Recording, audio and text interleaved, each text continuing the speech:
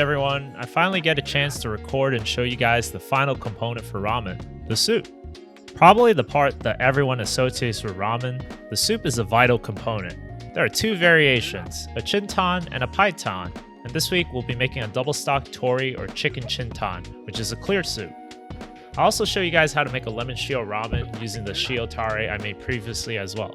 Before we start, apparently a lot of my viewers are not subscribed, so if you enjoyed my videos, please like and subscribe. It only takes a couple seconds. Without further ado, so the day before we prep our soup, we're going to start with 3 liters of water along with 30 grams of kombu. I like making some slits along the side of the kombu. Supposedly this releases more umami.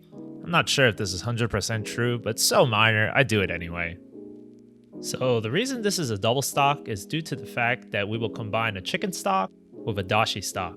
This bumps up the umami in the final soup product, which is what we want. Dashi is relatively simple to make as well, so why not? So next day, I fill up a pot with 2 butchered up stewing hens and some chicken feet. The chicken feet will provide a lot of gelatin, which gives us a nice mouthfeel when we drink our soup. Both of these ingredients are relatively cheap to acquire, at least in New York City. And so with this pot, we're going to fill it up with water so that it will cover all the meat and bones.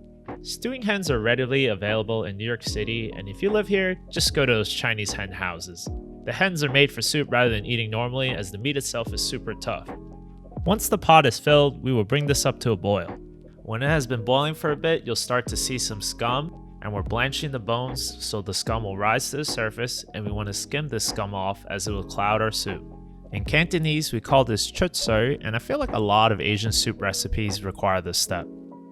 When most of the scum is skimmed away, I like to use a paper towel to wipe off any scum off the side of the pots.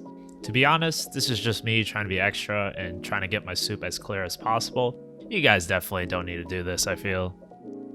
Now, this is the longest part of making the Chintan.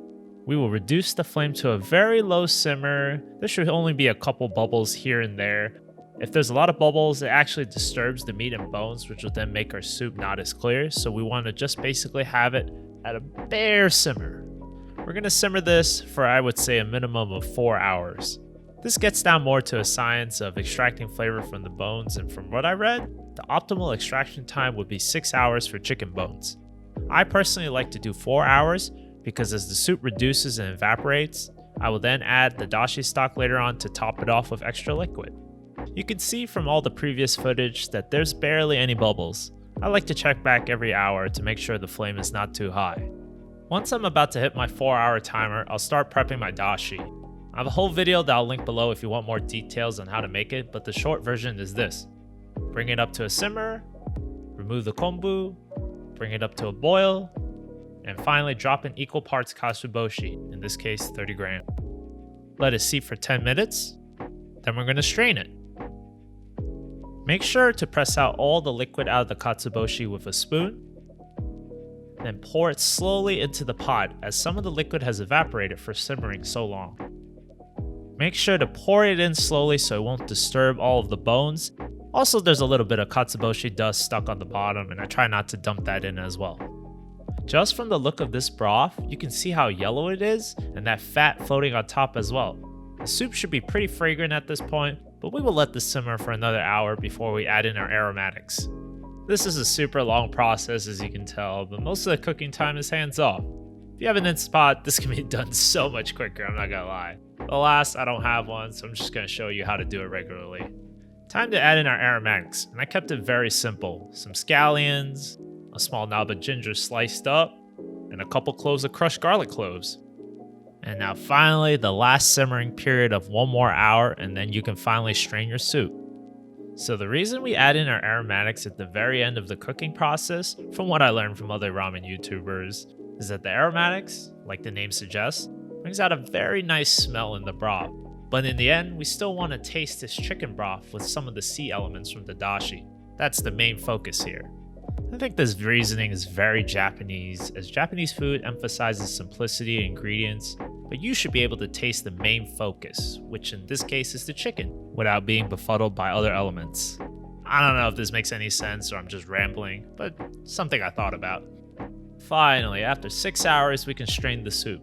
I'm gonna ladle in some soup in some quart containers so I can save them for future ramens. Then I'll begin to ladle in the soup into a different pot until it's too difficult due to the bones, which I'll then use a strainer for the rest of the broth. I'm going to pull out the bones with some tongs before pouring in the liquid all over it again to separate everything. Let the liquid strain out of the bones, and would you look at this final product. This took mad time, but oh man, look how clear and yellow the soup is. It's gonna go great with ramen. I'm gonna show you how I made a lemon shio ramen as well, using the Shio Tare that I'll link below. Alright, so start with some lemon zest. Add in 2 tablespoons or 30 grams of Shio Tare, 2 slices of lemon, a tablespoon of any aromatic oil. I made a shallot scallion oil. Ladle in 300 grams of soup. Strain your noodles real well before failing to make your noodle fold.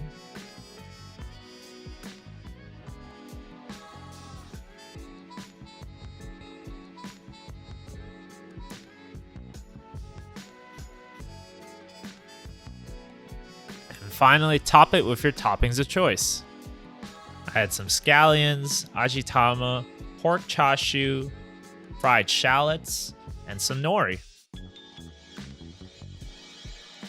There you have it, some lemon shio ramen, inspired by yuzu ramen I had at Nakamura Ramen in New York City.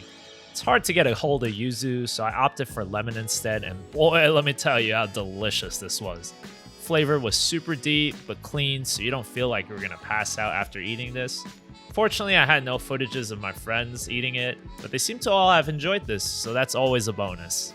Making ramen is definitely a commitment, and after learning how to make all these components, my respect for ramen chefs have gone up even further, seeing how much effort they put in. Whether or not you want to put in the effort is your choice, and as a home cook, I feel like using the tare and just store-bought chicken stock is pretty good already, but this fresh Chintan stock, let me tell you man, it's definitely taking it to a new level. Hey everyone, thanks for watching my video, and if you enjoyed it, please like and subscribe and follow my Instagram at Weekend Cooks. Can't believe I reached 200 subscribers, so thanks for the support.